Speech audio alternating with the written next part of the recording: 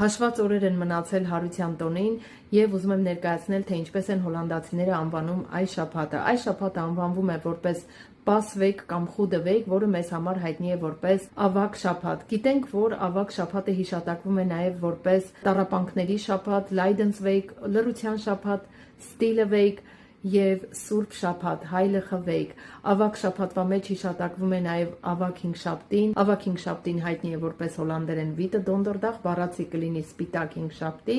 Բացի նրանից, որ բոլոր եկեղեցիներում մատուցվում է ծառայություն ի հիշատակ Քրիստոսի վերջին ընթրիքի, այս օրը հոլանդական բոլոր դպրոցներում եւ մանկապարտեզներում կազմակերպվում է Զատկի նախաճաշ։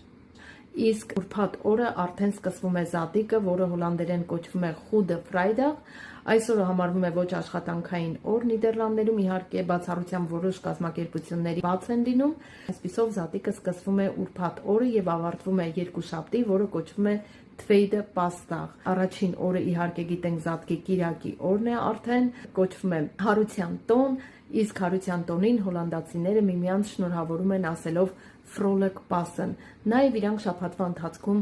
շնորհավորում են միմյանց ասելով Fijne Paasdagen եւ Հարության օրը բոլորը միմյանց տեսնելով ասում են The Heer is waarlijk opgestaan, այսինքն Տերը հիրավի հարություն է արել։ Դե ինչ սիրելիներս, Տերը հիրավի հարություն է արել եւ օրհնյալ է հարությունը Քրիստոսի։